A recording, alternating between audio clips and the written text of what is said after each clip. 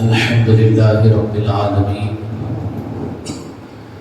والعاقبة للمتقين والصلاة والسلام على سيد الأنبياء والمرسلين أما بعد فأعوذ بالله من الشيطان الرجيم بسم الله الرحمن الرحيم ادعو إلى سبيل ربك بالحكمة والموعظة الحسنة آمنت بالله صدق اللہ مولانا العظیم۔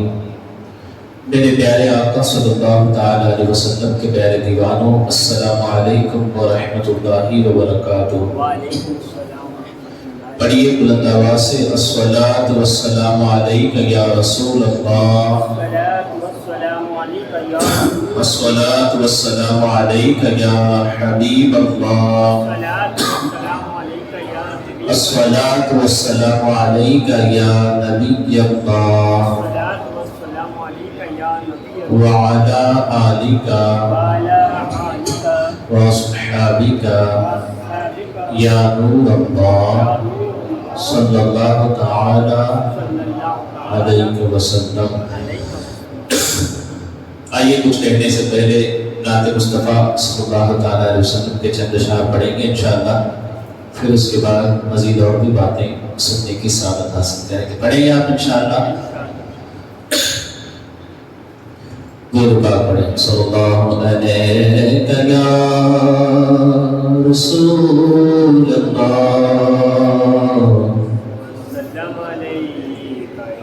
سب کی آواز آئے، یا حبیب اللہ صلی اللہ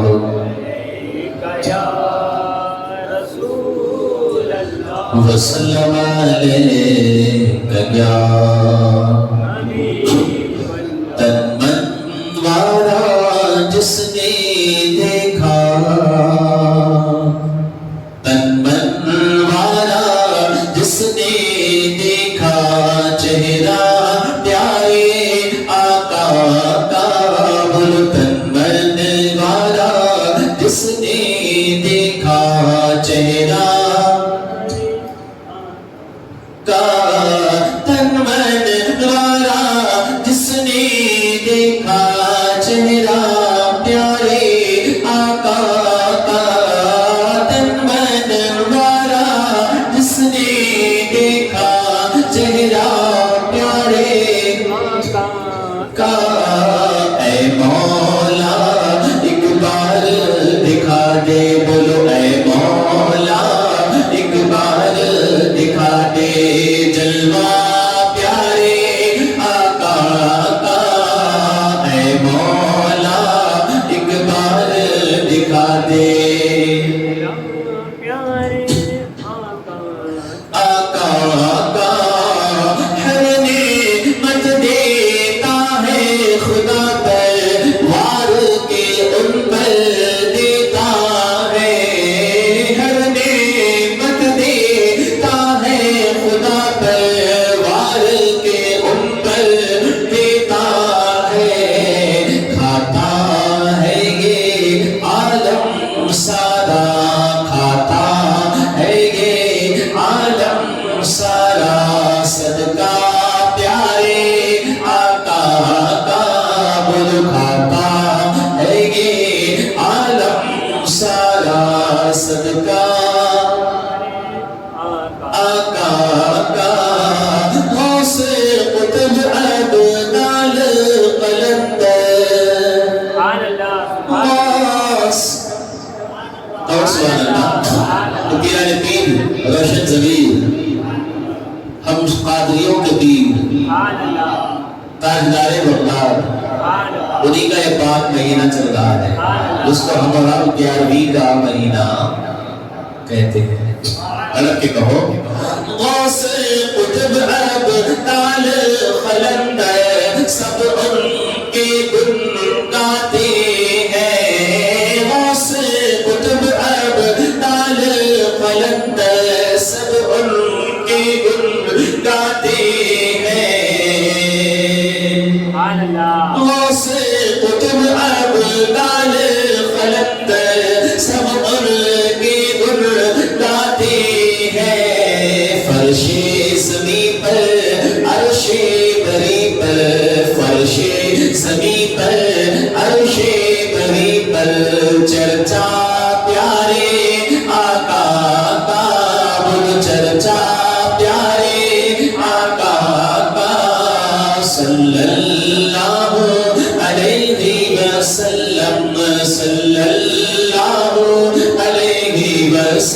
वसल्लम बोलो सल्लल्लाहु अलैहि वसल्लम सल्लल्लाहु अलैहि वसल्लम।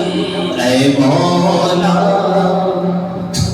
एक बार दिखा दे जलवा प्यारे आका का।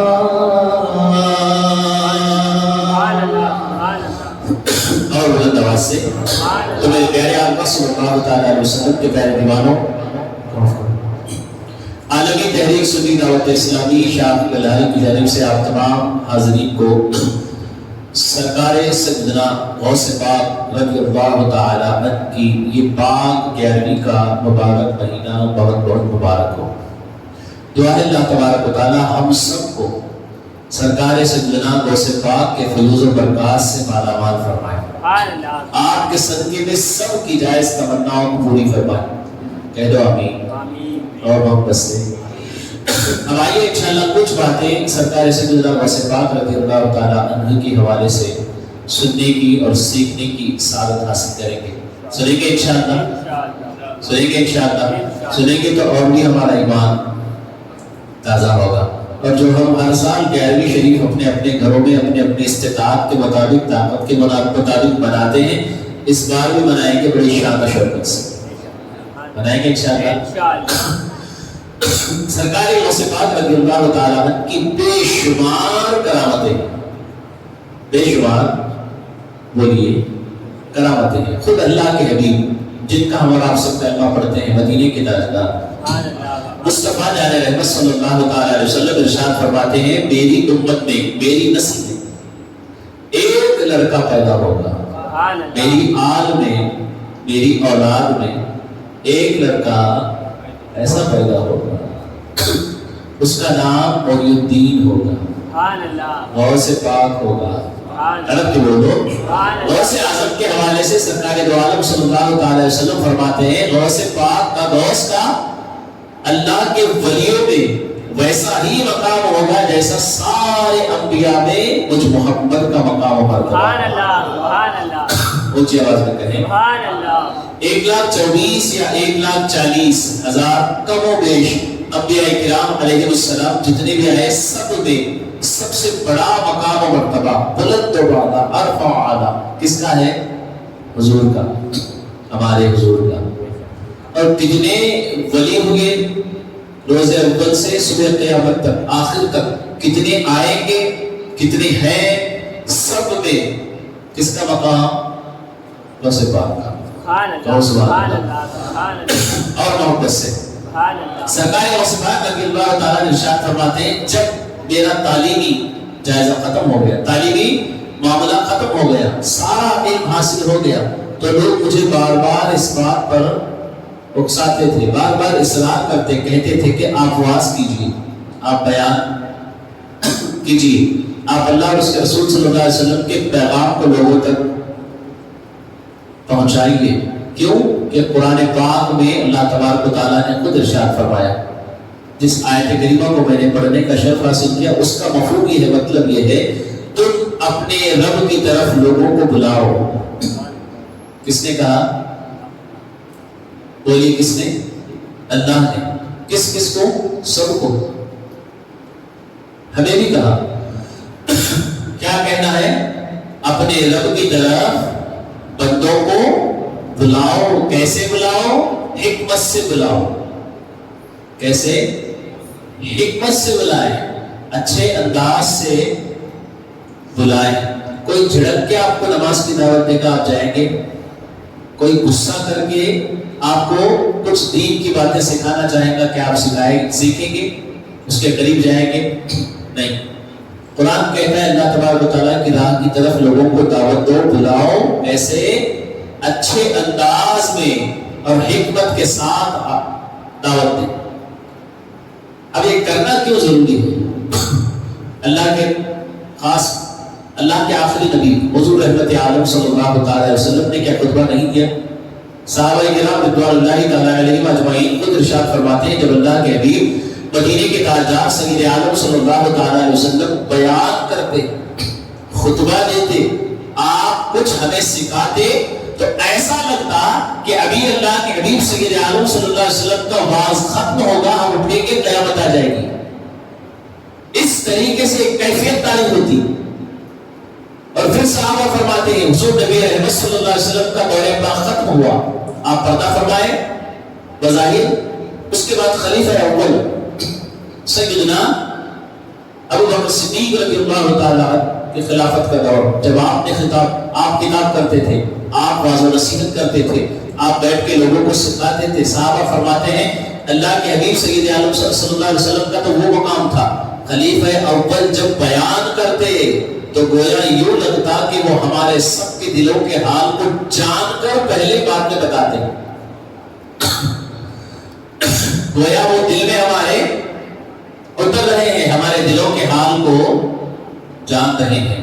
اس کے بعد دوسرا دور پھر آیا، دوسرا وقت بدلا، زمانہ بدلا، کچھ سال گزرے، خلیفہ دوم کا دور آیا، آپ خلافت کے منصب پر فائز ہوئی. صحابہ فرماتے ہیں جب عمر فاروق رضی اللہ تعالیٰ عنہ مسجد میں کھڑے ہو کے بیان کرتے تو گویا یوں لگتا ہے یہ بیان یہاں کر رہے ہیں اور قیصر اور کسریٰ میں بیٹھے ہوئے لوگ گھبرا رہے ہیں. طلب کے بہو یہ ان کی تقریر کی حیبت تھی. اب اللہ کے حبیب سید عالم صلی اللہ علیہ وسلم بھی بیان کرتے ہیں. ابتدا کا دور تھا، شروع کا دور. مسجد نبوی شریف میں ممبر ابھی نہیں تھا. اس کو ہم نے کئی مرتبہ اپنے علماء سے اس حدیث پاک کو سنا. ستون حنانہ جس کو کہتے ہیں، وہ ایک ستون، ایک درخت کا نیچے کا جو بڑا سا لکڑی کا حصہ ہوتا ہے اس کو لا کر کے ایک جگہ مسجد میں نصب کر دیا، لگا دیا. اس کو ٹیک لے کر، اس کو ٹیک لگا کر کے ہم سب کے آقا مدینے کے تاجدار سید عالم صلی اللہ علیہ وسلم خطاب کیا کرتے، اپنے صحابہ کو اللہ کا پیغام سنایا کرتے. کچھ دن گزرے، ایک صحابی نے دیکھا یا رسول اللہ صلی اللہ علیہ وسلم ٹیک لے کے آپ کتنی دیر کھڑے ہوں گے؟ آپ کو تکلیف ہوگی، آپ کو تکلیف ہو یہ ہمیں برداشت نہیں ہے میرے آقا. اگر آپ کی اجازت ہو تو میں ممبر بنا کر کے لے آؤں، آپ بیٹھ کر کے خطاب کریں. اجازت مل گئی، آپ نے ممبر بنوا لیا، بنا کے لائے. لانے کے بعد اللہ کے حبیب سید عالم صلی اللہ علیہ وسلم ممبر پر بیٹھ کر کے خطبہ دینے لگے. ممبر پر بیٹھ کے اپنے غلاموں کو علم دین سکھانے لگے. تو اچانک کچھ دن گزرے تو دیکھا کہ کوئی رونے والا نظر نہیں آتا، رونے والا کوئی نظر نہیں آتا. بلک بلک کے جیسے چھوٹے بچے روتے ہیں وہ ایسے ہی رونے کی آواز مسجد نبوی شریف پہ آ رہی تھی. صحابہ ادھر دیکھتے ہیں ادھر دیکھتے ہیں، چاروں طرف دیکھا کوئی نظر نہیں آتا، لیکن رونے کی آواز سنائی دیتی. سب پریشان ہیں. حضور نبی رحمت صلی اللہ علیہ وسلم اٹھے، اس ستون کی طرف چلے، وہ لکڑی، وہ درخت کا وہ حصہ اس کے پاس گئے اور اللہ کے حبیب صلی اللہ علیہ وسلم اپنے سینے سے لگایا. کہو سبحان اللہ. اور محبت سے کہیں سینے سے لگایا اور اس کو خوب پیار کیا اور اس سے کہا میں تجھے چھوڑ کر کے کہیں نہیں جاؤں گا، تیرے پاس ہی میں ہوں. طلب کی کہو. جب صحابہ نے پوچھا تو آپ سید عالم صلی اللہ علیہ وسلم نے بتایا یہ وہی ستون ہے جس کو میں آپ تک ایک لے کر کے اس کو ہاتھ رکھ کر کے اس پر خطاب کیا کرتا تھا. اب یہ مجھ سے دوری برداشت نہیں کر پا رہا ہے، اسی لیے رو رہا ہے. تو میرے پیارے آقا صلی اللہ تعالی علیہ وسلم کے پیارے دیواروں، پتا چلا حضور سید عالم صلی اللہ تعالی علیہ وسلم جب اپنے رب کا کلام سناتے، اپنے رب کا پیغام لوگوں تک پہنچاتے، اس کے بندوں کو سناتے تو وہاں کے شجر بھی سنتے، وہاں کے حجر بھی سنتے، وہاں کے پتھر بھی حضور کے کلام کو سن رہے ہوتے ہیں اور وہاں کے درخت بھی حضور کے کلام کو سنتے ہیں. اس کا اثر ہی کچھ ایسا ہے. اب دیکھیں واعظ کرنا، نصیحت کرنا، اب کچھ لوگ اس کو پیشن بنا لیتے، کچھ لوگوں نے اس کو عادت بنا لی. جو چاہے وہ بول دیا، جیسے چاہے بول دیا اور نکل گئے جیسے چاہے. یہ رسم نہیں ہے. یہ کیا ہے؟ اور سے بات فرما رہے ہیں واعظ کرنا یہ رسم نہیں ہے، یہ مشن ہے. واعظ کرنا کیا ہے؟ رسم نہیں ہے، یہ مشن ہے۔ کیوں؟ کیونکہ اللہ تبارک و تعالیٰ نے اور اس کے محبوب سید عالم صلی اللہ تعالی علیہ وسلم نے جو جو باتیں بتائی، ان باتوں کو جیسا بتایا ویسا پہنچانا، صحیح پہنچانا، صحیح معنی میں بتانا اور اچھے انداز میں بتانا، یہ مشن ہے، رسم نہیں ہے۔ حضرت جنید بغدادی رضی اللہ تعالیٰ، آپ کون؟ غوث پاک رضی اللہ تبارک و تعالیٰ عنہ سے بھی بہت بڑے بزرگ، ان سے بھی پہلے کا مقام و مرتبہ، ان سے پہلے کا زمانہ آپ کا۔ آپ کے ماموں، آپ کے پیر و مرشد بھی تھے، آپ کے ماموں بھی تھے رشتے میں، سری سمتی رحمت اللہ تعالیٰ علیہ۔ آپ نے فرمایا اے جنید تو واز کیوں نہیں کرتا، تو بیان کیوں نہیں کرتا؟ کئی مرتبہ انہوں نے اصرار کیا، بار بار کہا تم واز کرو، آج فجر کے بعد کچھ کہو، ظہر کے بعد کچھ کہو، شام میں کچھ کہنا، ہرگز یہ ماننے کے لیے تیار، ہرگز ماننے کے لیے تیار نہیں، کچھ نہ کچھ بہانہ بناتے اور وہاں سے نکل جاتے۔ ایک دن جب رات ہوئی، حضرت سیدنا جنید بغدادی رضی اللہ تعالیٰ عنہ آ کر کے عبادت سے فارغ ہونے کے بعد، کھانے سے فارغ ہونے کے بعد اپنے بستر پر آرام کرنے کے لیے سو گئے۔ جیسے ہی سو گئے آنکھیں لگ گئی، آنکھیں لگنا تھا، اتنی پیاری اتنی اچھی خوشبو محسوس ہوئی جیسے کہ ساری بغداد کی گلیاں بہہ گئی ہوں۔ آنکھیں لگی ہوئی ہے، عالم خواب میں، ہوشیار نہیں ہے، نیند کے حالت میں ہے، جاگ نہیں رہے، سو رہے ہیں، دیکھا مدینے کی تاجدار مصطفیٰ جان رحمت صلی اللہ علیہ وسلم تشریف لائے۔ حضرت جنید بغدادی رضی اللہ تعالیٰ عنہ کو بات چیت کی، اپنے سینے سے لگایا، فیض و برکات سے مالا مال کیا۔ واپس جب لوٹنے لگے تو حضرت سیدنا جنید بغدادی رضی اللہ تعالیٰ کی طرف مڑے، جنید بغدادی کی طرف۔ اس واقعے کو کون لکھ رہے ہیں؟ داتا علی حجویری کشف المحجوب میں فرماتے ہیں کہ جنید بغدادی رضی اللہ تبارک و تعالی عنہ حضور نبی رحمت صلی اللہ علیہ وسلم کو اپنے خواب میں دیکھتے ہیں۔ حضور سید عالم صلی اللہ علیہ وسلم جب جانے کی طرف مڑتے ہیں، رخ ادھر ہوتا ہے، پھر واپس مڑ کر کے جنید کی طرف دیکھتے ہیں، اے جنید بیٹا واز کیوں نہیں کیا کرتے؟ بیٹا جو اللہ کا پیغام ہے اور میرا جو پیغام ہے وہ لوگوں تک پہنچا کیوں نہیں کرتے؟ اب سے پہنچاؤ گے؟ کون کہہ رہے ہیں؟ حضور آمینہ کے لال۔ آئی گئی بات، خواب میں دیکھا، بیدار ہو گئے۔ جب حضور سید عالم صلی اللہ علیہ وسلم تشریف لے گئے، آپ بیدار ہو گئے، دیکھا تہجد کا وقت تھا، اٹھے، غسل کیا، تازہ وضو کیا، تہجد ادا کی، فجر کے وقت تک ذکر الہی میں مصروف رہے، سنتیں گھر میں ادا کی، سنتیں بولیے گھر میں ادا کی۔ اس کے بعد مسجد کی طرف، بغداد محلہ کی جو جامع مسجد تھی اس کی طرف پڑے۔ اس کے امام کون تھے؟ آپ کے ماموں رشتے میں۔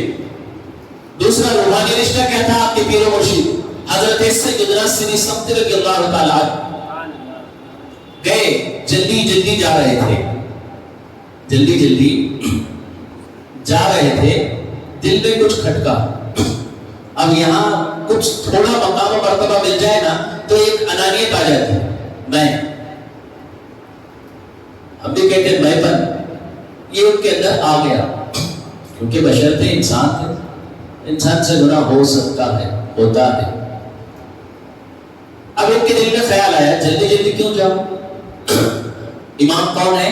سری سمتی ہیں، رشتے میں میرے ماموں ہیں، روحانی رشتے میں میرے پیر و مرشد ہیں، لیکن آج تک انہیں کبھی خواب میں حضور کی زیارت، بولیے حضور کی زیارت نہیں ہوئی، کیونکہ آج ہی کی رات میں نے حضور پاک سید عالم صلی اللہ علیہ وسلم کی زیارت کی ہے، تو اب ہو سکتا ہے ان سے بڑھ کر کے میرا مقام ہوگا۔ اسی لیے یہ آہستہ جانے لگے، آہستہ جانے لگے۔ جب تک گئے تو جماعت مل گئی، لیکن بات کیا ہوئی؟ جماعت میں صف کون سی ملی؟ 7ویں صف، پیچھے کی 7ویں صف آپ کو ملی۔ نماز ختم ہوئی، دعا ہو گئی، اس کے بعد 7ویں صف میں آپ بیٹھے تھے، حضرت سیدنا سری سمتی رحمت اللہ تعالی، آپ نے وہیں سے 7ویں صف میں سے دیکھ لیا اور آواز دی، اے جنید اب بھی پیچھے بیٹھو گے؟ آگے آؤ، آگے آؤ، آگے آئے، تیسرے صف پہ بیٹھ گئے، کیونکہ یہ جو دل میں کھٹک رہا تھا میں ان سے بہتر ہوں، میں ان سے بڑا ہوں، انہوں نے آج تک مدینے کے تاجدار کو دیکھا، میں نے دیکھ لیا، تیسری صف میں بیٹھ گئے، پھر سے سری سفتی رحمت اللہ تعالی علیہ گھومے اور کہا جنید اور قریب آؤ، پہلی صف میں آ کے بیٹھ گئے، پھر سے کہا جنید اور قریب آؤ، آ کر کے آپ کے بازو میں بیٹھ گئے، آپ کے بازو میں بیٹھ گئے۔ حضرت جنید بغدادی فرماتے ہیں پھر میرے پیر و مرشد نے، میرے مامو جان نے مجھے ایک رحمت بھری محبت بھری نظر سے دیکھا اور کہا، اے جنید کہ اب بھی تقریر نہیں کرو گے؟ کیا اب بھی واعظ و نصیحت نہیں کرو گے؟ دل میں کیونکہ کچھ کھٹک رہا تھا۔ انہوں نے کہا کیا بات ہے مامو جان، کیا بات ہے، کیا ہوا؟ آج تک تو آپ کہتے ہی یہ تقریر کرو، لیکن آج خاص کر کے کیوں کہہ رہے ہیں میں آج بھی نہیں کروں گا؟ یہ سمجھ رہے تھے کہ اللہ کے ولی دل کے حال کو نہیں جانتے۔ پھر دوسری مرتبہ سری سفتی رحمت اللہ تعالی نے فرمایا، جنید اب تقریر کرو گے یا نہیں کرو گے؟ پھر آپ نے جواب نفی میں دیا، نہیں کروں گا، نہیں کروں گا۔ تیسری مرتبہ اتنے جلال سے آپ نے کہا، جنید بغدادی علیہ رحمت اللہ فرماتے ہیں اس سے پہلے میں نے اپنے پیر و مرشد کو اتنی شفقت بھری آواز میں اور اتنی گہری آواز میں کبھی نہیں سنا تھا۔ ان کی آنکھوں میں ایک الگ سا نور تھا، الگ کیفیت تھی۔ انہوں نے میرا ہاتھ پکڑا اور کہا، جانتے ہو جس رات تم سوئے تھے اسی وقت میں بھی سویا تھا، میرے خواب میں اللہ تبارک و تعالیٰ کی طرف سے الہام ہوا اور میرے رب نے پوچھا، اے سری سختی مانگ، کیا مانگتا ہے؟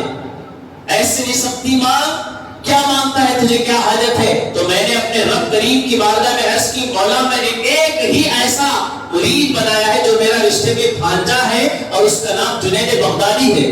میرے کریم وہ کبھی بھی واز ہی نہیں کرتا، حالانکہ وہ علم کا پہاڑ ہے، علم اس کے پاس بہت زیادہ ہے، ہونے کے بعد بھی وہ واز و نصیحت نہیں کرتا۔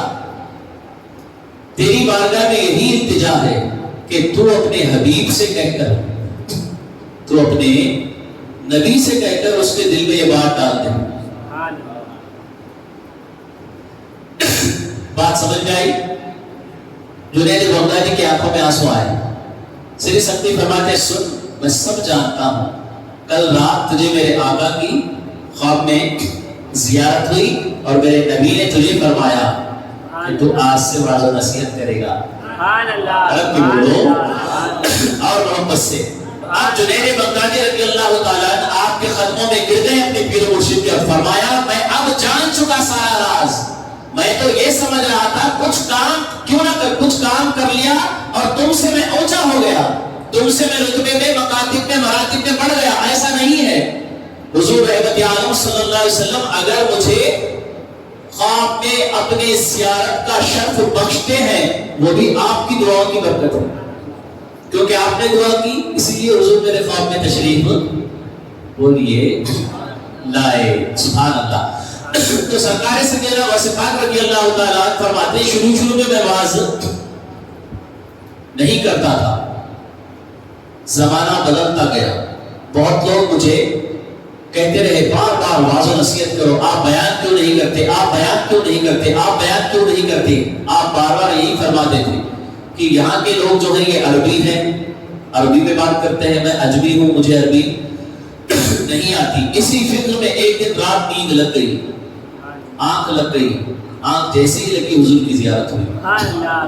حضور سید عالم صلی اللہ تعالی علیہ وسلم نے اپنے اس پیارے بیٹے کو، نواسے کو 7 مرتبہ، کتنی مرتبہ؟ 7 مرتبہ اپنے منہ سے لعاب دہن یعنی آپ کا مبارک نورانی تھوک شریف حضور غوث پاک کے منہ میں ڈالا، سبحان اللہ، اور کہا بیٹے اب تو بیان کرنے والا بن جا، اب یہاں سے تو واعظ و نصیحت کرنا شروع کر دے۔ پھر کہا کچھ دن گزرے یا دوسرے دن حضرت مولا کائنات خواب میں آئے، مولا کائنات خواب میں کس کے؟ بس پڑھ کے سبحان اللہ تڑپ کے کہو سبحان اللہ خواب میں تشریف لائے اور آپ نے 6 مرتبہ، کتنی مرتبہ؟ 6 مرتبہ اپنے مبارک منہ سے آپ کا اپنا لعاب دہن تھوک مبارک ڈالا. آپ نے سوال کیا اے میرے بابا جان، اے مولا علی شیر خدا داماد مصطفیٰ، آپ نے 6 مرتبہ کیوں ڈالا جبکہ حضور 7 مرتبہ؟ آپ بھی تو 7 مرتبہ ڈالتے. اب سنو ایک صحابی کا کیا عقیدہ ہے عالم خواب میں، تو حقیقت میں کیا عقیدہ ہوگا؟ عالم خواب میں فرماتے ہیں اے میرے بیٹے میں 7 مرتبہ ڈالوں گا تو نبی کی برابری ہوگی. نبی کی برابری ہم میں سے کوئی بولیے کوئی بھی نہیں کر سکتا، اس لیے 1 مرتبہ میں نے کب کیا. لیکن آج کل کے کچھ ایسے بھی جماعت والے یا ایسے بھی لوگ ہیں جو یہ عقیدہ پھیلا رہے ہیں کہ بعض اللہ استغفر اللہ نبی اعظم صلی اللہ علیہ وسلم ہم جیسے ہیں، ہماری طرح ہیں، ان کے بھی 2 ہاتھ تھے ہمارے بھی 2 ہاتھ ہیں، ان کا بھی سر تھا ہمارا بھی سر ہے، ان کی بھی ناک ان کی بھی کان ان کی بھی آنکھیں ان کی بھی بیوی بچے ہمارے بھی بیوی بچے، وہ بھی ہمارے جیسے بشر تھے، ہم اور وہ ایک جیسے ہیں. استغفر اللہ. صحابہ کا کیا عقیدہ؟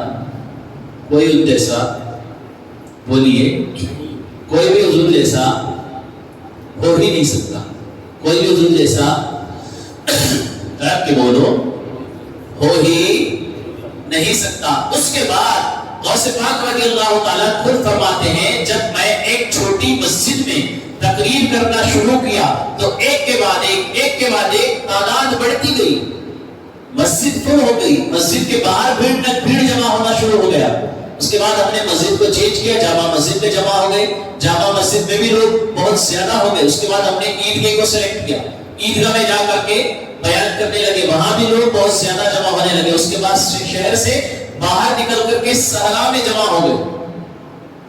ایک وقت میں آپ کے مرید فرماتے ہیں ہر آپ کی محفل میں 70,000 سے زیادہ لوگ جمع ہوتے رب کے بولو، اور آپ کی بے شمار کرامتیں ہیں. ان کرامتوں میں سے ایک کرامت یہ بھی ہے کہ بغیر مائک کے بغیر اسپیکر کے آپ بیان کرتے ہیں. جس طریقے سے آپ کے بالکل قریب سب سے پہلا اول سب میں بیٹھا ہوا آپ کے قریب بندہ سنائی دیتا اس کو آواز، ٹھیک اسی طریقے سے سب سے آخر میں جو بندہ بیٹھتا اس کو بھی اتنی ہی آواز سنائی دیتی. طرف میں بولو اور محبت سے. ایک مرتبہ آپ واز کر رہے تھے، آپ کے واز کا اثر دیکھیں، آپ کے خطاب کرنے کا انداز، آپ واز فرما رہے تھے، آپ نے جہنم کا ذکر کیا، جنت کا ذکر کیا. ایک کونے سے 15 لوگ اٹھ گئے، اٹھ کر کے کہا حضور ہم آپ کو گواہ بنا کر اپنے رب کی بارگاہ میں سچے دل سے توبہ کرتے ہیں. پوچھا توبہ کیوں؟ کیونکہ ہم زانی ہیں، ہم زنا کرتے تھے. آج اس زنا سے اس اجتماع میں اس بھری محفل میں آپ کو گواہ بنا کر اپنے رب کے حضور توبہ کرتے ہیں. بیٹھ گئے، تقریر جاری رہی، جنت اور دوزخ کا تذکرہ چلتا رہا. دوسری طرف سے 20 لوگ اٹھ گئے، انہوں نے کہا ہم بے نمازی تھے، ہم یہاں سے توبہ کر کے جاتے ہیں، آئندہ نماز کی پابندی ہوگی. تیسری طرف سے ایک گروہ اٹھا. اس منظر کو ایک اللہ کے ولی جو آپ کے مرید تھے، آپ کے شاگردوں میں سے تھے، آپ کے پاس بیٹھے تھے، وہ دیکھ رہے تھے، ہر دن یہی معاملہ ہوتا. آپ جب اللہ اس کے حبیب کے پیغام کو سناتے لوگ رونے لگتے اور اٹھ کے کھڑے ہوتے، اپنے گناہوں سے توبہ کر کے محفل سے جاتے. ان کے دل میں خیال آیا ایک محفل میں کتنے لوگ توبہ کرتے ہیں، چلو ذرا گنو تو صحیح. ہماری اور آپ کی گننے کی بات کیا ہے؟ گنتے ہیں انگلیوں پر، یا تو پھر 1 2 3 4 کر کے جس لینگویج میں بھی ہمیں آتا ہے، یا اس سے بھی زیادہ تکلیف ہوگی تو کیلکولیٹر ہمارے پاس موجود ہے. لیکن اس زمانے میں پتھر یا کنکر رکھ لیتے، ایک کے بعد ایک گنتی. یا تو دوسرا طریقہ یہ بھی بتایا گیا، ایک رسی یا دھاگا لے لیتے، ہر نمبر کو کیسے وہ کاؤنٹ کرتے، ایک گھانٹی ڈالتے، گرا لگاتے، ایک گھانٹی ڈال دیے تو سمجھ لو کاؤنٹ ہو گیا. اس حساب سے تو وہ جو اللہ کے ولی تھے اپنے جیب میں لمبی ایک رسی لے کر تار لے کر محفل میں جا کے بیٹھ گئے. سرکار غوث پاک کا آواز شروع ہو گئی. آپ خطاب کر رہے ہیں زور شور میں ہیں. جب بھی کوئی بھی خطاب کرے ایک مقام ایسا آتا ہے جب وہ جوش میں آتے ہیں. جب وہ جوش میں آتے ہیں تو آپ فرماتے ہیں غوث پاک کو آج ہم نے الگ ہی نظارہ دیکھا. غوث پاک کا تقریر کر رہے تھے اللہ کے اور اس کے رسول صلی اللہ علیہ وسلم کے پیغام کو بتاتے دوران تقریر آپ نے سر کو اپنے اوپر اٹھایا اور کہا اے بنی اسرائیل کے ولی کہاں آسمانوں کی سیر کر رہے ہو, نیچے آؤ اور محمد عربی صلی اللہ علیہ وسلم کے امت کے اس ولی کی زبان سے بھی کچھ سن لو. کے کہو اور محبت سے آسمانوں کی سیر کون کر رہے ہیں؟ بنی اسرائیل کے امت کے ولی. اور سے پاک جوش میں کہتے ہیں اوپر نظر اٹھائی, کہا بنی اسرائیل کے ولی نیچے آؤ, محمد عربی کے امت میں کا میں بھی ایک ولی ہوں, میری زبان سے بھی کچھ اللہ کا پیغام سن کے جاؤ. اس منظر کو دیکھ کر, اس کرامت کو دیکھ کر کہ آپ کی کچھ لوگ وہاں سے کچھ لوگ یہاں سے الگ الگ مجمع میں سے جگہ سے لوگ اٹھ کر کے توبہ استغفار کرنے لگے.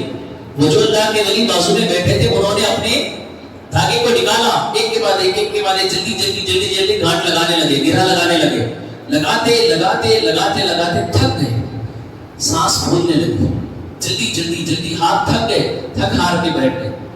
جب وہ تھک گئے اپنے ہاتھوں کو ڈھیلا چھوڑ دیا تو غوث پاک ان کی طرف دیکھتے ہیں کیونکہ پاس میں بیٹھے تھے. غوث پاک نے دیکھا کیا کر رہے ہو. میں ان کے دلوں میں جو گناہوں کی گھاٹ لگی ہے اس کو کھودتا جا رہا ہوں اور تم گننے کے لیے گھاٹ لگا رہے ہو. مت کرو, تم یہ جاننا چاہتے ہو, دیکھو دلوں کے حال کو, دلوں کے بولیے.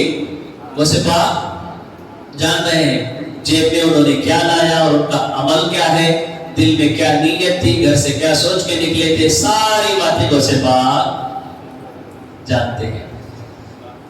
آپ نے فرمایا یہ غوث پاک یہ میرا کمال نہیں ہے, یہ اللہ کا فضل ہے کہ انہیں توبہ کی توفیق ملی. اللہ کا فضل ہے. خود غوث پاک فرماتے ہیں میں نے رب کی بارگاہ میں یہ ادب الالتجا کی, گزارش کی, دعا کی, کیونکہ غوث پاک رضی اللہ تعالیٰ سے کسی نے پوچھا ولایت کے مقام ہوتے ہیں, مراتب ہوتے ہیں, الگ الگ ان کے مرتبے ہوتے ہیں. غوث پاک سے آپ کے مریدوں میں سے کسی نے پوچھا حضور اور آپ کا مقام و مرتبہ ولایت میں کیسا ہے, کس مقام پر ہے آپ کا سٹیٹس کیا ہے, آپ کی بلندی ولایت میں کیا ہے. اب سنو غوث پاک فرماتے ہیں, انہوں نے فرمایا آپ کے مرید نے, سنو تم مجھ سے میرا مقام اور مرتبہ پوچھتے ہو کہ آپ کی ولایت کا درجہ کیا ہے. سنو جب تک میرا قدم کسی ولی کی پشت کو لگ نہیں جاتا تب تک اللہ اسے ولایت کا تاج نہیں عطا کرتا. طرف کے کہیں غوث پاک کیا فرماتے ہیں, جب میرا قدم لگتا ہے کسی کو تو تب اسے اللہ تبارک و تعالیٰ ولایت کا تاج عطا کرتا ہے. یہ میرا مقام ہے. پتہ کیا چلا ولایت کس کی چوکھٹ سے ملتی ہے؟ غوث پاک کی. طرف کے بولو, ولایت کس کی چوکھٹ سے ملتی ہے؟ بولیے, غوث پاک کی چوکھٹ سے ملتی ہے. آج ہم غوث پاک کی کرامتیں جب بیان کرتے ہیں کچھ لوگ مان لیتے ہیں, کچھ لوگ اعتراض کرتے ہیں. کچھ لوگ, ملا علی قاری رحمۃ اللہ تعالی علیہ فرماتے ہیں ہمارے طالب علمی کے زمانے میں ایک عالم صاحب سرکار غوث پاک رضی اللہ تعالی عنہ کی کرامت بیان کر رہے تھے, اور وہ کرامت کیا تھی آپ دیکھیں. وہ کرامت کیا تھی کہ غوث پاک رضی اللہ تعالی عنہ اپنے مدرسے میں طلباء کو پڑھا رہے ہیں, آپ کے سامنے شاگرد جمع ہے آپ کے, آپ درس دے رہے ہیں, پڑھا رہے ہیں. اس دوران آپ جب کتاب کو سامنے لے کر کے بیٹھے تھے, پڑھاتے دائرہ ہاتھ اپنا یوں کیا, سیدھا ہاتھ اپنا یوں کیا, شاگرد دیکھ رہے ہیں. اچانک غوث اعظم کا ہاتھ کوہنی تک بھیگ گیا. غوث پاک کا ہاتھ بولیے سبحان اللہ. اب اچانک میرا ہاتھ یوں کیا, بھیگ گیا, تو آپ پریشان ہوں گے کہ نہیں پانی نہیں ہے, یا ہے تو پھر ہمیں دکھتا کیوں نہیں, ہاتھ اچانک بھیگ کیسے گیا. بہت سارے سوالات یہاں جنم لیں گے. اتنا بتا کر کے وہ رک گئے, اتنا بتا کر وہ رک گئے. اب کہا رہنے دو, میں دوسری بات بتاؤں گا. آگے نکل گئے. تو ملا علی قاری رحمۃ اللہ تعالی علیہ اٹھ گئے, اٹھ کے کھڑے ہو گئے اور فرمایا لائیے وہ کیا بات ہے میں بتا دیتا ہوں. انہوں نے کہا کچھ لوگ مانیں گے, کچھ لوگ انکار کریں گے. کچھ لوگ مانیں گے, کچھ لوگ انکار کر ہی نہیں سکتے. ملا علی قاری رحمۃ اللہ تعالی علیہ فرماتے ہیں میں قرآن سے دلیل دوں گا, میں اولیاء کی کرامت کی قرآن کریم سے دلیل دوں گا. وہ کھڑے ہو گئے, واز کرنے لگے اور فرمایا سنو, حضرت سلیمان علیہ السلام جب اپنے محفل میں بیٹھے تھے آپ نے کہا تخت بلقیس مجھے چاہیے. کئی مرتبہ ہم نے اس واقعے کو سنا, اس حدیث پاک کو ہم نے سنا. تخت کون سا؟ بلقیس کا. 80 فیٹ اونچا, 80 فیٹ چوڑا, 80 فیٹ لمبا. اس کا سائز کیا تھا؟ 80 فیٹ اونچا, 80 فیٹ چوڑا, 80 فیٹ لمبا. اتنا بڑا تخت, کئی لوگ مل کے بھی اس کو ہلا نہیں سکتے, اتنا بڑا تخت. ایک اللہ کے نبی سیدنا سلیمان علیہ السلام نے کہا مجھے تخت اب چاہیے, کوئی ہے لائے گا؟ جن کھڑا ہوا, جن کھڑا ہو کر کے کہا حضور میں لاؤں گا, آپ کا میں اتنا سا غلام ہوں, میں لاؤں گا. بتا کب تک لائے گا؟ چاہیے کب تک لائے گا؟ انہوں نے کہا آپ کی یہ جو محفل سج رہی ہے یہ ختم ہونے تک, محفل کے اختتام تک لے آؤں گا. اللہ کے نبی, اللہ کے پیغمبر سلیمان علیہ السلام نے کہا نہیں چلے گا, اس سے جلدی چاہیے, اس سے بھی پہلے چاہیے. ایک اللہ کے ولی جو تھے ان کے سلیمان علیہ السلام کے زمانے میں وہ کھڑے ہو گئے. آصف بن برقیہ جو بھی نام ہے ان کا جو صحیح اللہ سے قبول فرمائے, آپ کھڑے ہوئے کہنے لگے اے اللہ کے پاک پیغمبر آپ اگر اجازت دے, حکم دے تو اس تخت کو میں لے آؤں گا. حضرت جناب سلیمان علیہ السلام نے کہا کب تک لاؤ گے؟ وہ بھی لائے گا, تم بھی لاؤ گے, وہ محفل کے ختم ہونے تک لائے گا. اتنا وقت اس نے مانگا, تم کب لاؤ گے؟ تو وہ جو اللہ کے ولی تھے انہوں نے کہا آپ کے پلک جھپکنے سے پہلے پہلے لے آؤ گے. پلک بولیے کیا سائز کا تھا؟ 80 فیٹ چوڑا, 80 فیٹ لمبا, 80 فیٹ اونچا. اتنا بڑا تخت پاسبل ہے؟ ہے, کیونکہ میری بات نہیں ہے, یہ اللہ کا کلام کہہ رہا.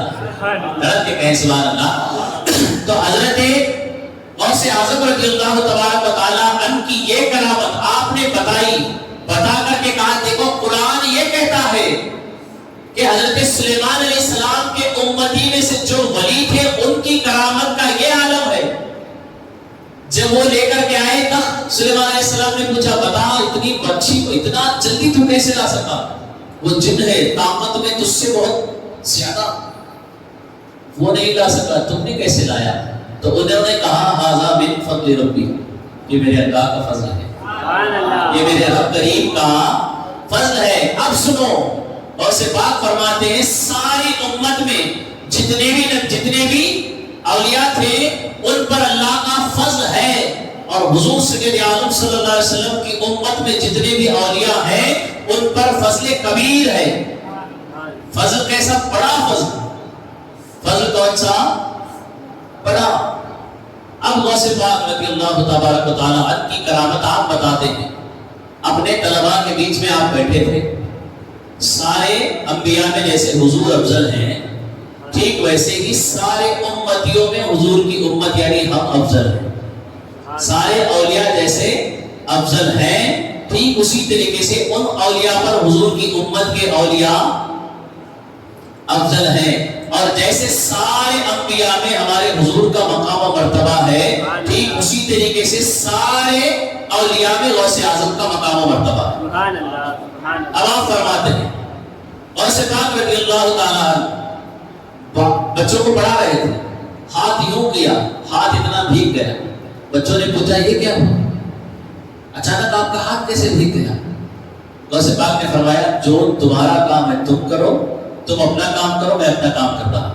سبحان اللہ. تم اپنا کام کرو، میں اپنا کام کر رہا ہوں. طلباء نے اپنے کام کرنے میں مصروف ہو گئے. کچھ دیر ہی گزرا تھا، ابھی ہم پڑھ ہی رہے تھے، ابھی ہماری کلاس جاری تھی. ایک قافلہ آیا، ایک بہت بڑا قافلہ آیا. اس پہ سب کے سب قافلے کے لوگ سر سے پیر تک بھیگے ہوئے تھے. سارا قافلہ بھیگا ہوا تھا. ہم نے ان کو دیکھا اور ہم میں سے کسی نے پوچھ لیا تم کہاں سے آ رہے ہو اور تم بھیگے کیوں ہوئے ہو؟ ان میں سے ایک نے کہا ہم ابھی سمندر کا سفر کر رہے تھے، بہت بڑا طوفان آیا، ہماری کشتی جو تھی، جہاز جو تھی، ڈوبنے والی تھی. پورا پانی ہمارے کشتی پر آ گیا تھا، ڈوب رہا تھا. سب نے سچے دل سے کہا یا غوث سبحان اللہ. سبحان اللہ. تڑپ کے بولو یا غوث المدد. جیسے ہی ہم نے کہا سچے دل سے تو ایک ہاتھ آیا، ایک ہاتھ اتنا دکھائی دیا اور ہماری ڈوبتی ہوئی کشتی کو، جیسے ہی یہ ڈوب رہی تھی، ہاتھ آیا اور اس طریقے سے کشتی کو اٹھا دیا اور کنارے لگا دیا. سبحان اللہ. سبحان اللہ. آپ نے کہیں اب بتائیے یہ ممکن ہے کہ نہیں؟ جیسے تخت بلقیس کو پلک جھپکنے سے پہلے لا سکتے ہیں وہ اولیاء، تو ان کے بھی غوث اعظم امام ہیں. سبحان اللہ. ان کے بھی امام غوث اعظم ہے. پاسبل ہے کہ نہیں؟ قرآن پاک خود کہہ رہا ہے. ہمارے امام اعظم ابو حنیفہ رضی اللہ تعالیٰ عنہ، آپ کے شاگردوں میں سے امام محمد، آپ بھی اپنے وقت بہت بڑے امام گزرے. آپ کی بارگاہ میں آپ کا ایک شاگرد جو فقہی مسائل سیکھنے کے لیے آیا کرتا، وہ تجارت کا کیا کرتا. کس کی؟ پھل پھلاری کی، فروٹس کی. ایک دن بازار میں گیا، جو بھی رقم طے پائی پیسہ دیا اور وہاں سے ایک پیٹی، ایک ڈبہ یا ایک پٹی جو بھی سمجھ لے، ایک ڈبہ اس نے سیب کا خریدا، سیبوں کا، ایپلز کا لیا، گھر لے گیا. اس کو جب کھولا، باہر نکالا، کھانے کے لیے، استعمال کرنے کے لیے یا بیچنے کے لیے، جیسا بھی ہو، جو صحیح اللہ سے قبول فرمائے. آدھے پھل اچھے تھے اور آدھے پھل خراب، سڑ گئے تھے. اب بھی دنیا کا یہی معاملہ ہے، نیچے وہاں کچھ سڑے ہوئے مال رکھ کر کے اوپر اچھا مال رکھ کے بیچ دیتے ہیں. جیسے ہی ان کی نظر پڑی، مال تو پورا لیا لیکن پیسہ تو پورا لیا لیکن مال کھوٹا نکلا، صحیح نہیں، یہ سڑا ہوا ہے، کچھ گلے ہوئے اور کچھ اچھے ہیں. چلو اس کا کیا شرعی حکم ہے، امام محمد سے پوچھ لے. ڈبے کو واپس بند کیا، گھر میں ایک طرف رکھا. امام محمد کی جہاں کلاس چل رہی تھی، بارگاہ میں حاضر ہوئے، سلام کیا، کلام کیا. اس کے بعد اپنا سوال رکھا، اے امام محمد رحمت اللہ تعالی علیہ، آپ یہ بتائیں جب میں بازار گیا جو بھی رقم اس نے کہی اس کے حساب سے رقم بھی ادا کی. اس پھل کی ٹوکری کو جب لے کر گھر گیا تو اس ٹوکری کو جب میں نے کھولا تو آدھے پھل اچھے تھے اور آدھے پھل سڑے تھے. اس کا شرعی حکم کیا ہے؟ کیا جو اچھے ہیں ان کو رکھ لوں؟ آپ کیا درس دینا چاہتے ہیں اس کو سن لیں، انشاءاللہ زندگی انشاءاللہ سمجھ جائے گی سب کی. آدھے پھل اچھے ہیں، کامن فریش ہیں، اس کو رکھ لوں، اور آدھے جو خراب ہیں، سڑ چکے ہیں، واپس دے کر کے اس کی رقم وصول کر لوں. تو امام محمد فرماتے ہیں سنو، شریعت کا مسئلہ تو یہ ہے رکھنا ہو تو پورے رکھو.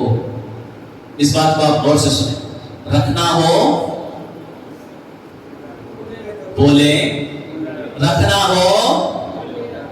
ہو لینا ہو تو پورے لو ورنہ سب واپس دے دو. یہی مسئلہ ہے. اتنا کہنا تھا، کہہ کر آپ رونے لگے. امام محمد کیا کر رہے ہیں؟ رو رہے ہیں، ساروں قطار آپ کی آنکھوں سے آنسو. سوال پوچھنے والے خود پریشان، سوال پوچھنے والے پریشان ہیں. جھنجھوڑ کر ان کو پھر سے پوچھا، بتائیے کیا بات ہے؟ میں نے سوال پوچھا، قرآن و حدیث کی روشنی میں آپ نے جواب عنایت فرمایا کہ رونے کی کیا وجہ ہوئی؟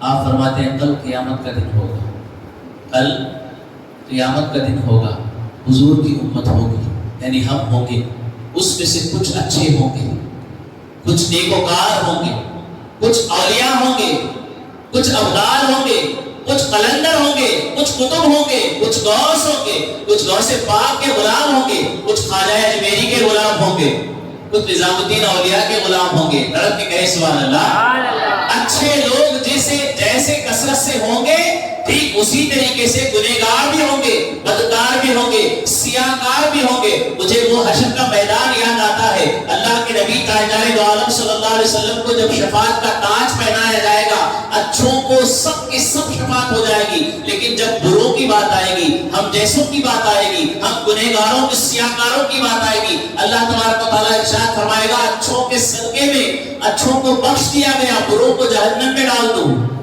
بروں کو جہنم میں ڈال دو. ہم حضور عرض کریں گے میرے قریب لینا ہے تو سب کو لینا ہے. اب بات آپ کی سمجھ میں آئی امام محمد کیا سمجھانا چاہتے ہیں؟ لینا ہے کہاں لینا ہے؟ جنت میں. جنت میں لینا ہے سب کو لے، جنت میں لینا ہے سب کو لے. امام محمد فرماتے وہ منظر مجھے یاد آ گیا، اسی لیے میری آنکھوں سے آنسو آ گئے. اور غوث پاک فرماتے میں 40 سال تک مسلسل عبادت کرتا رہا، 40 سال تک عشاء کے وضو سے فجر کی نماز میں نے ادا کی، اور اس پہ 15 سال ایسے ہیں ایک پیر پر کھڑے ہو کر کے 15 سال تک میں نے قرآن پاک ہر دن ختم کی. ہر دن ایک قرآن مجید ختم. کتنے سال؟ 15 سال. 15 دن ہم نہیں پڑھ سکتے، 40 نمازیں ہم نہیں پڑھ سکتے. 40 سال تک غوث اعظم نے نمازیں پڑھی. اللہ تبارک و تعالیٰ کی بارگاہ سے ندا آئی، الہام ہوا، اے عبد القادر مانگ، کیا مانگنا چاہتا ہے؟ جو مانگے گا پوری ہوگی. غوث پاک فرماتے ہیں میرے مولا صبح قیامت تک جو بھی میرے نام پر مرید ہوگا، جو بھی میرے نام پر مرید ہوگا، بغیر توبہ کے دنیا سے نہ جائے. اور جو بھی میرے نام سے مرید ہوگا مولا اس کا خاتمہ ایمان پر ہوگا. اور پھر تیسری بات فرماتے ہیں جب تک میرا نام لیوا جنت میں داخل نہیں ہوگا میں اس وقت تک جنت میں داخل نہیں ہوں. حضور نے کیا فرمایا؟ لینا ہے تو، ورنہ پھلوں کو لینا ہے تو. سمجھ میں بات آپ کے امام محمد کیا سمجھانا چاہتے ہیں؟ تو غوث پاک کیا فرما رہے ہیں؟ جب تک میرا ایک بھی نام لیوا غلام باہر رہے گا اس وقت تک میں جنت میں. سب چلے جائیں گے تب میں بھی جنت میں داخل.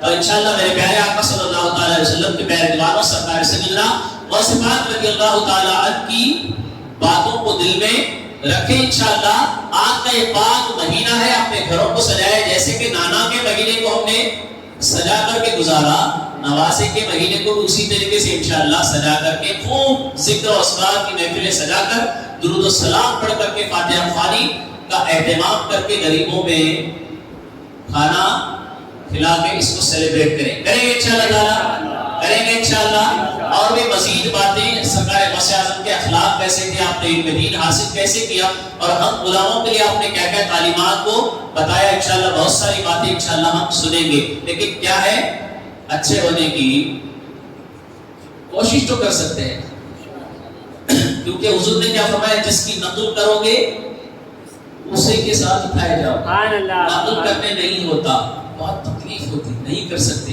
کم سے کم اس جیسا نہیں بن سکتے تو اس کے ساتھ میں تو رہا کرو. ساتھ میں بھی نہیں رہ سکتے، وہ کہیں ہے ہم کہیں ہیں، تو اس کا ذکر کیا کرو، اس کا ذکر کیا کرو. غوث اعظم کا زمانہ ہمیں بولیے نہیں ملا. غوث اعظم جیسے ہم بن، آپ کی سنتوں پر عمل ہم نے نہیں کیا، ان کا ذکر تو کم سے کم کر لیں. کریں گے انشاءاللہ. دعا ہے اللہ تبارک و تعالیٰ اپنے حبیب سید عالم صلی اللہ تعالیٰ علیہ وسلم کی صدقۃ فیض، جب کچھ کہنے سننے میں غلطیاں ہوئی ہیں تمام غلطیوں کو معاف فرمائے اور اس کی اصلاح کی توفیق عطا فرمائے. استغفر اللہ ربی من کل ذنب و اتوب الیہ، لا الہ الا اللہ محمد رسول اللہ صلی اللہ تعالیٰ علیہ وسلم، وما علینا الا البلاغ المبین. السلام علیکم ورحمۃ اللہ وبرکاتہ.